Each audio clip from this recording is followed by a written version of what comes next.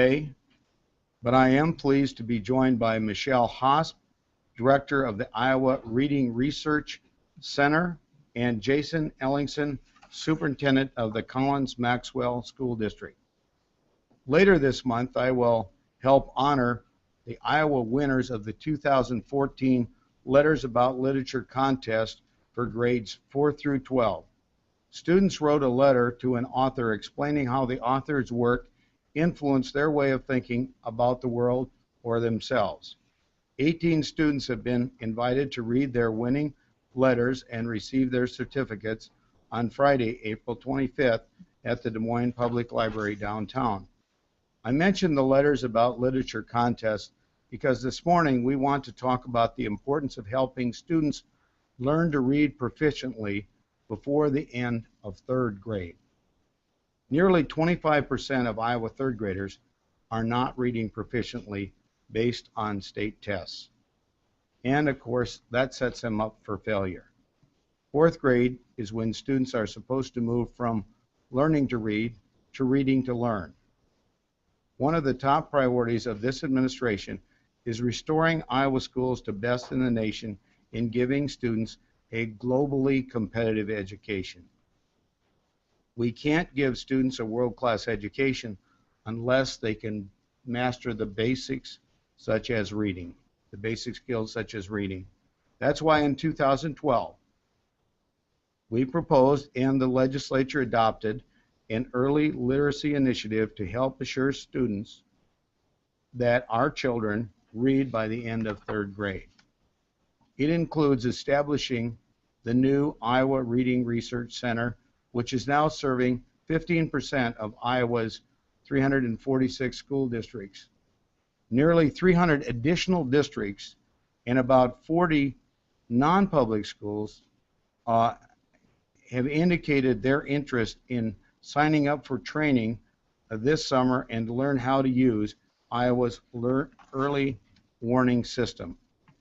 It offers universal screening to identify students who need help right away and progress monitoring to make sure that they stay on track. Dr. Haas will share more details in a moment. Then Superintendent Ellingson will tell you about the difference the center's resources have made for his students and teachers in his district. The main point I want to make is this. My budget proposed spending over $3.9 million for the Iowa Reading Research Center in fiscal year 2015. Fully funding the center is crucial if we are to help struggling students master basic skills so that they have the foundation to learn more of the complex skills such as creative problem solving in the future. Yet the education appropriation bill that passed out of committee in the Senate last week includes just $2 million for the center. That falls short, and I want to clarify what is needed and why. The center is funded with a $2 million state appropriation in the current fiscal year. Of that $2 million, $1.2 million goes to Iowa's early warning system. An additional $2 million in federal funding is being spent on Iowa's early warning system, for a total of $3.2 million for that system, so that we can provide Iowa students and teachers with this essential tool. But much of the federal funding will not be available moving forward. The Senate's bill of $2 million in state funding for the next fiscal year, plus the $1.3 in federal funding that we expect to have, adds up to only $3.3 million. That's barely enough to cover the $3.2 million cost for Iowa's early warning system, let alone the other critical work needed to improve literacy. That other work includes helping districts implement evidence-based interventions for struggling students next school year and to develop intensive summer literacy programs. Given the requirements of the 2012 law, the great track record of the center, and the importance of accelerating literacy results in Iowa, I've asked the legislature to fully fund the Iowa Reading Research Center at the $3.9 million level that's in our budget. That will cover the cost of providing Iowa's early warning system and giving Iowa's children the help they deserve in other ways. I believe that funding of these priorities of $3.9 million in 2015 is essential if we are going to serve the school districts of Iowa as we promised when this legislation was approved.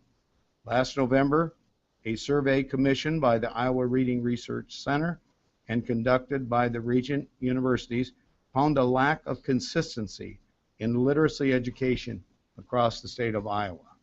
And I just had an opportunity last Friday to spend some time at the College of Education at the University of Northern Iowa, meeting with the dean and the leaders, assistant dean and the leaders up there, and they shared with me their strong support for this center and the fact that they see this as a very important and meaningful tool for teachers. Teaching approaches that lack consistency and different amounts of times allocated to teaching reading and uneven intervention for struggling students have meant that Iowa schools in the past have oftentimes worked as silos and not gotten the results that we want for struggling students. And I think that explains why 25% of Iowa third graders today are not reading proficiently. And now I want to turn the podium over to Michelle Hosp to tell you about the center's work and to help the work they're doing to help turn around this situation to improve reading proficiency for Iowa students. Michelle?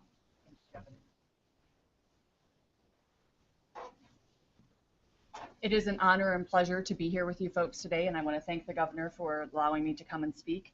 What I do want to do is first acknowledge that Iowa has a strong and proud history of education.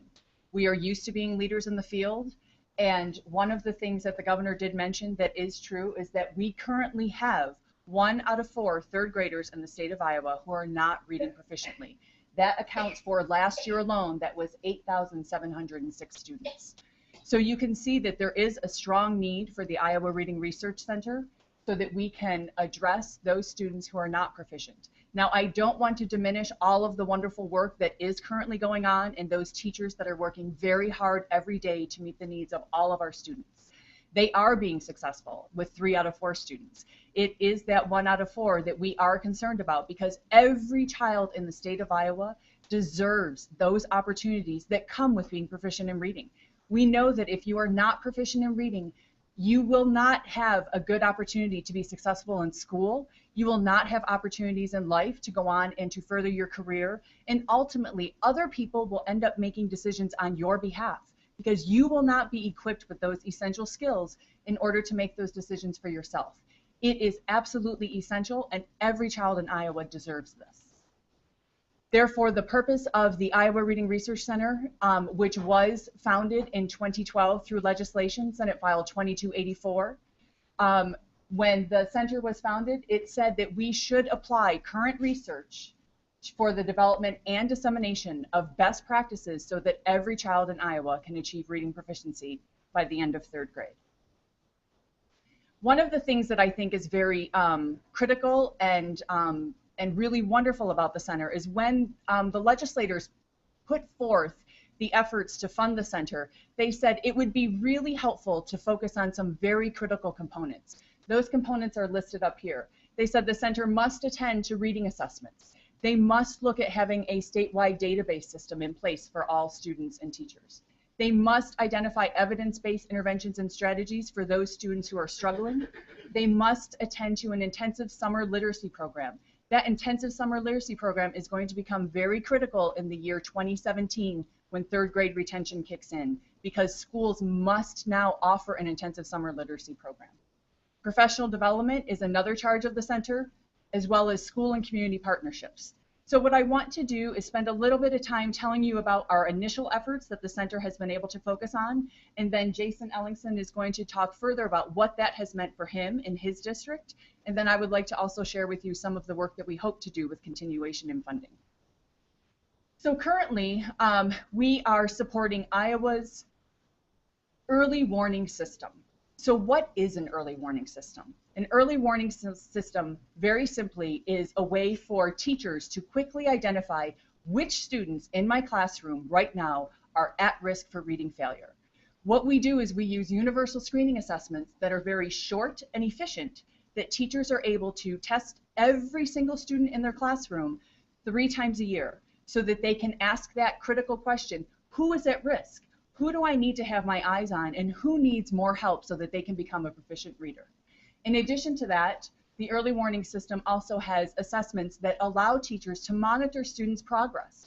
So once I identify those students who are at risk, as a teacher, I'm going to provide them some additional instruction. How do I know if they're getting better? That is absolutely essential in order for me to understand if I am meeting the needs of every student. So the way teachers do that is that they use progress monitoring assessments that are quick and efficient to determine whether the instruction that students are receiving are actually helping them so that they can become proficient readers.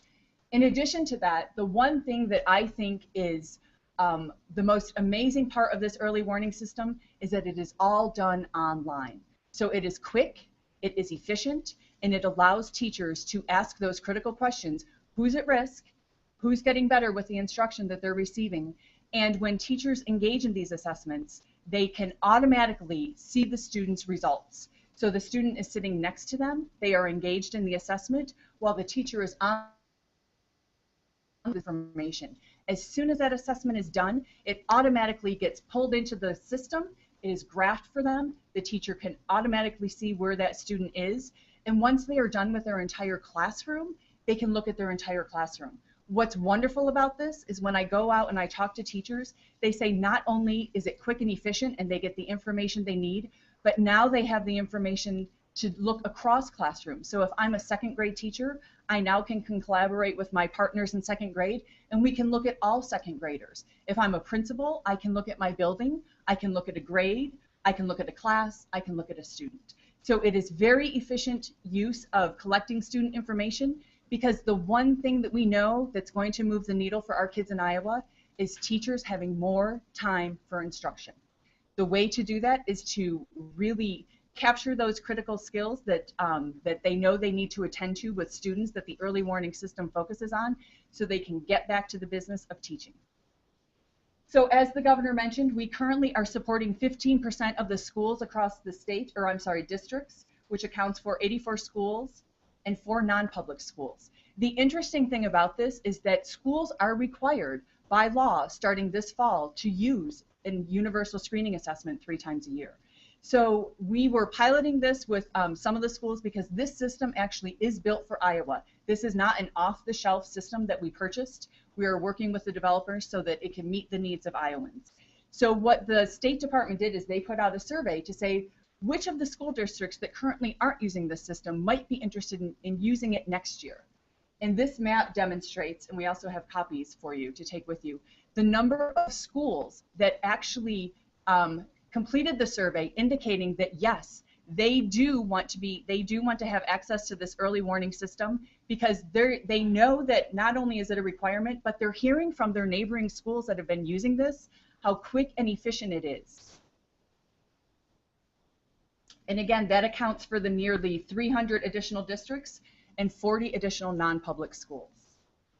So while you can see that the center has been very busy supporting this very critical piece that is essential to identifying which students are at risk, because that is job number 1, to find those students, the next thing that we need to focus on is the dissemination of what are those evidence-based interventions.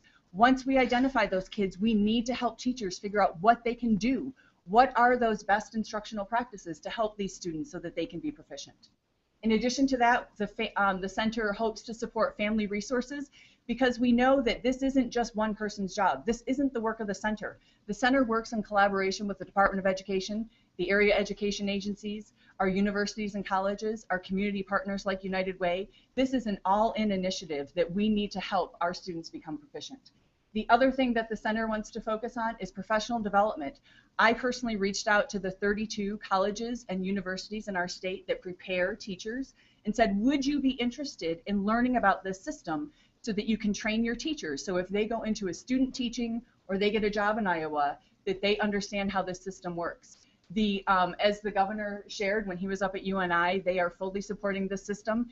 And interestingly, on Friday, we were talking to universities, and the community colleges said, hey, we also want to get in because we want our students to be aware of this system as well. So the support that we are finding across those institutes is really wonderful. In addition to that, the center has been charged with an intensive summer literacy program. So that is something that we have been charged to developing the criteria and the guidelines that all schools must follow starting in 2017 when that third grade retention does kick in. So one of the things that I really want to stress is that the center does not do its work alone. We work collaboratively across the system. We do have an early warning system in place that is identifying those kids who are at risk, including those kids with dyslexia. This is not for one group, this is for all groups. This is for every single student in Iowa. The next thing that we need to get to is supporting good interventions for teachers, and we need to support them in having the professional development so that they can meet the needs of every student in their classroom. I encourage you to go to our website and to reach out.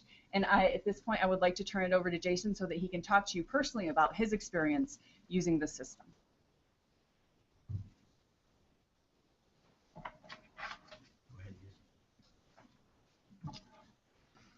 Thank you. Collins-Maxwell is honored to be among the first districts in Iowa to begin using the Iowa Tier database system, as well as the FAST assessments for universal screening. Last spring, our teachers made a commitment to focus on literacy in our building as scores were stagnant or even decreasing. Our teachers are passionate about supporting our students, yet they struggle to determine the root cause of our literacy problems in our building. When I shared the intent of the Iowa Reading Research Center's proposal to support universal screening assessments and data collection, our teachers were eager to begin. Last fall, we did our first round of assessments, and the benchmark data were not encouraging. We had grade level ranges from 64% proficient to 92% proficient. Overall, as a building, our percent in meeting our benchmark goal was 74%. Our expectation was 80%.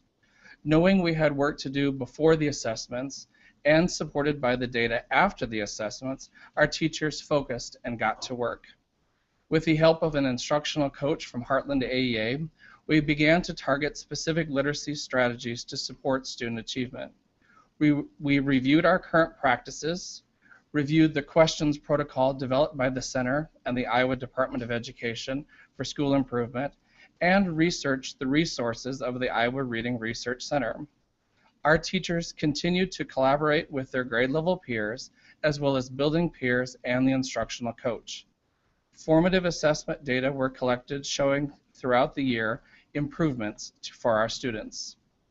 In January, we took our second round of universal data assessments and scores grew further. It is important to note that the benchmarks for winter are higher than they are in the fall. So not only did we have greater proficiency in meeting the benchmark bar, we also did it with that bar being raised. This spring, that bar will be raised even higher. So far, we continue to see improvement in our formative assessment data as well as our progress monitoring data, which suggests we will see greater proficiency in meeting the benchmarks again this spring. The Iowa Reading Research Center is a great hub of information for educators, parents, and other organizations to support literacy across the state. For example, the Iowa Association for Supervision and Curriculum Development is working with the Iowa Reading Research Center to communicate their depth and breadth of the resources across the state. My teachers appreciate having one place with the best research, the most successful instructional practices, as well as tips for families. The Iowa Reading Research Center is making a big difference to my students in Collins-Maxwell, and I'm honored to thank Michelle Haas for her leadership at the center and to thank the governor for his leadership across the state with this work. Now I'll turn the podium back over to the governor. Thank you. Well, thank you. I want to thank Michelle and Jason. As you can see, this is a commitment that we made that I think has tremendous potential, and I think we've got the right director. Michelle really is very capable, very knowledgeable. I've been very impressed from the very beginning, and we just want to make sure that the legislature continues to provide the financial support that this Reading Research Center deserves. We'll take your questions, yes, on this subject. Governor, does the Senate Republican caucus support you on this matter pretty much every spending bill over on the Senate side, saying that overall spending is just too much, they can't support 7%, and that. Well, we are very hopeful that this can gain bipartisan support in both the House and the Senate. This is a commitment that we made with the legislature 2 years ago, and we're in the process, and we knew at the time that we would need to ramp this up. And just as last year we passed the teacher leadership program, and that's being phased in over a period of years as well. If we're going to really make the progress that we all want to make in education and especially in reading, which is so fundamentally important, we all need to work together in this. I'm very hopeful at the end of the day that we can get broad-based bipartisan support in both houses. Well, it is my hope that they will support the level I've recommended in the budget, and that the Democrats in the House and Senate, as well as the Republicans in the House and Senate, will support it. We're just beginning now in the budgeting. Budget bills are just starting to move. This bill is out of committee in the Senate, and we wanted people to be aware of the fact that it didn't meet the expectations that the legislature and the governor set 2 years ago, and we want to make sure the commitments are fulfilled. And your expectation is somebody voted for those commitments, then they would vote for the funding to follow through. We would hope so, because remember, when we began this process, and we really began it my first year as governor in 2011, and we said that we want to restore Iowa to leadership in America in educational achievement, and one of the most important parts of that is for students to be able to read proficiently at the end of third grade, because that's when you make the transition from learning to read to reading to learn all the other subjects. And that is so critically important. And obviously we reached a compromise in 2012 when this was approved, and we want the legislature as well as the executive branch to follow through and support this ongoing commitment. Governor, what are you hearing from lawmakers about your anti-bullying bill? Well, like so many things in the legislative process, you have to have patience, and you have to understand that there are different perspectives. But at the end of the day, we've had two very effective anti-bullying summits that have been attended by a lot of students and teachers and administrators and parents. There is broad-based support for this, and we're very hopeful that the differences between legislators can be worked out and we can pass an effective anti-bullying bill, one that gives school authorities the ability to respond to concerns from students, their parents and teachers and school and community members about cyberbullying that also occurs now 24/7. You don't support third anti-bullying summit? Well, we're going to continue to do what we can. I think the anti-bullying summits have been really effective because it's helped give students and teachers the tools they need to combat bullying. We need to make sure that students don't just stand by when this occurs, that they stand up to the bully and they make it clear that this is not acceptable behavior and that there's better ways to, and the students themselves have been real leaders, and the students have actually put together their own videos and have been actively involved in this. I am very encouraged about what I have seen in those anti-bullying summits, but I also want to make sure that the school administrators feel that they have the tools to combat what might occur off of school grounds, but does influence what happens on the school grounds if a child feels intimidated or threatened and not comfortable going to school. But you don't support building the House, but the Senate, the Democrats put in their bill for spring. We don't believe that is necessary. We stand by the legislation we propose, and by the way, we've been working on this for 2 years, and we understand there's differences of opinion, and some want to spend more, some want to spend less, whatever, but we think we have broad bipartisan support for the legislation, and we have superintendents like Paul Gausman up in Sioux City that's been a real leader in this, and many others, and students. I've been impressed by the number of students not only at the summits, but that have come here and lobbied for this legislation before the General Assembly as well. House Republicans, some House Republicans have offered an amendment to exempt private schools. I don't think it's necessary. My kids have gone to private schools, and I do know that you know, there's a very supportive environment in these Catholic and a lot of these Christian schools, but I don't feel it necessarily they necessarily have to be exempted. Governor, the Iowa Attorney General Tom Miller's office has redacted large portions of the settlement agreement that you made easily available to the public. The AG's office said the personnel records. Some open record advocates are now arguing that this redaction is inappropriate. They note that a settlement agreement is a settlement agreement, period, and not a personnel record. What are your thoughts? That's why we need the legislation that would make it clear that once you have a settlement agreement or a final disposition, these matters should not be kept confidential. I do understand the reason for confidentiality when an accusation is made against somebody, because you may have somebody makes an accusation that's not true, and the decision is made in favor of the employee. I can understand why that would continue to be confidential. But once there's a settlement agreement or once there's a final disposition, I believe, since we're talking about the use of taxpayers' money, that should be made available in public. As I understand the bill that's come out of committee in the House, it would not only do that, but it would also make it retroactive to 2004. Do you think these redactions are inappropriate? I'm not going to try to second guess the Attorney General on legal matters.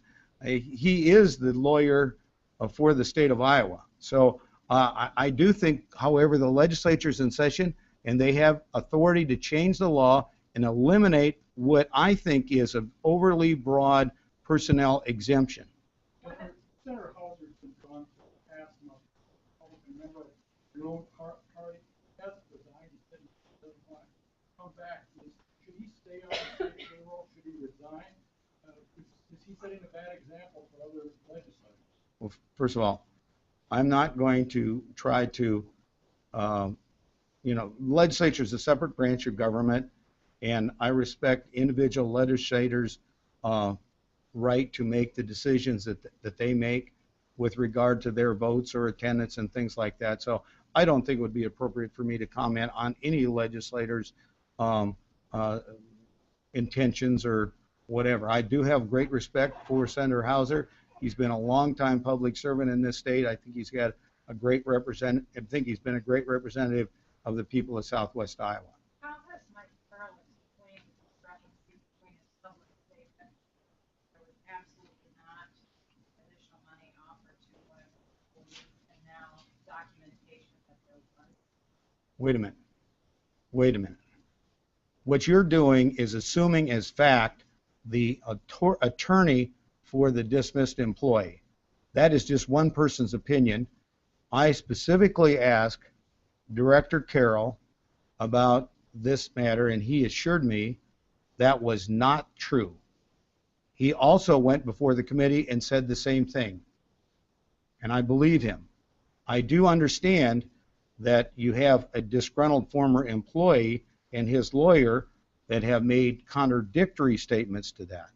What if you have multiple attorneys making that accusation? Well, first of all, attorneys represent their clients and oftentimes will make all kinds of accusations, and that's why you have a courts of law to determine what the facts are.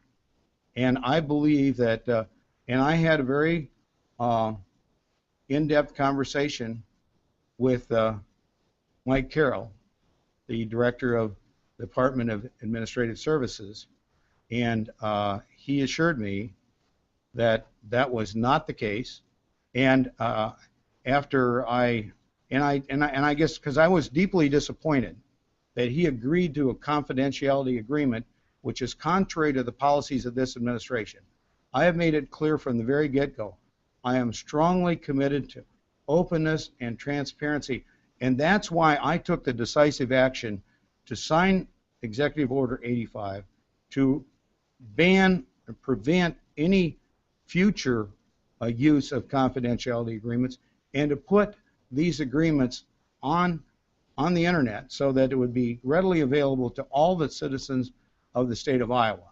With regard to the redactions that you brought up earlier, I believe that can be corrected by legislative action, and the House, I think, is going to debate that bill today.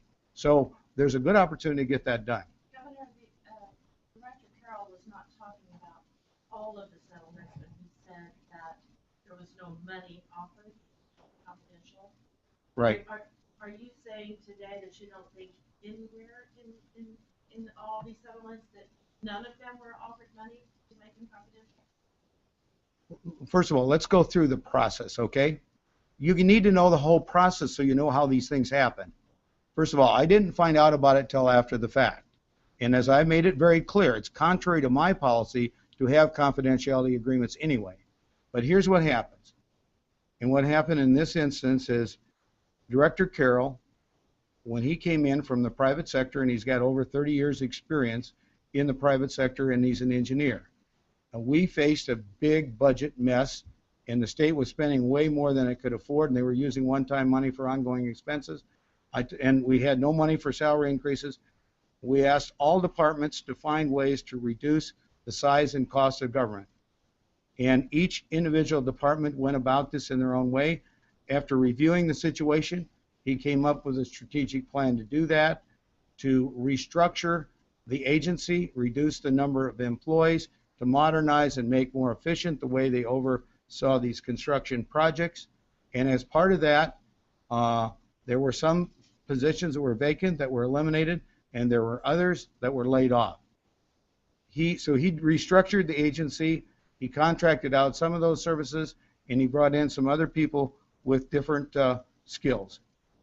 The individuals who were displaced because of the reorganization grieved the issue. Now, they have a right to do that, and so their grievance then went to the Public Employee Relations Board. Before the Public Employee Relations Board, a mediator was appointed.